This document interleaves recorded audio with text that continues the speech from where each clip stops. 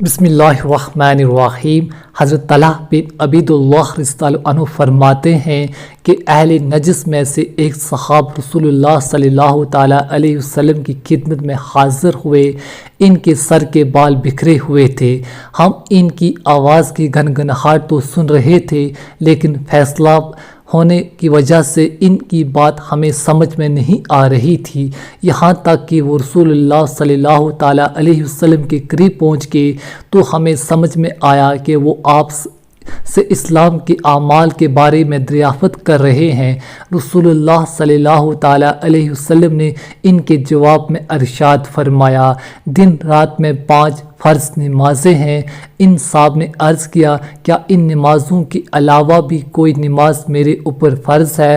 آپ صلی اللہ تعالیٰ علیہ وسلم نے ارشاد فرمایا، نہیں، لیکن اگر تم نفل پڑھنا چاہو تو پڑھ سکتے ہو۔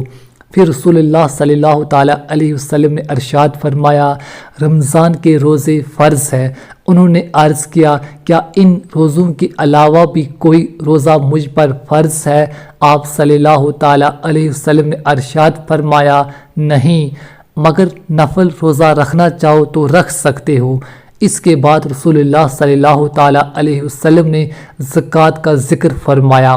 اس پر بھی انہوں نے عرض کیا، کیا زکوٰۃ کے علاوہ بھی کوئی صدقہ مجھ پر فرض ہے؟ آپ صلی اللہ تعالیٰ علیہ وسلم نے ارشاد فرمایا، نہیں، مگر نفلی صدقہ دینا چاہو تو دے سکتے ہو۔ اس کے بعد وہ صحابہ یہ کہتے ہوئے چلے گئے، اللہ کی قسم میں ان اعمال میں نہ تو زیادتی کروں گا اور نہ ہی کمی کروں گا۔ رسول اللہ صلی اللہ تعالیٰ علیہ وسلم نے ارشاد فرمایا، اگر اس شخص نے سچ کہا تو یہ کامیاب ہو گیا۔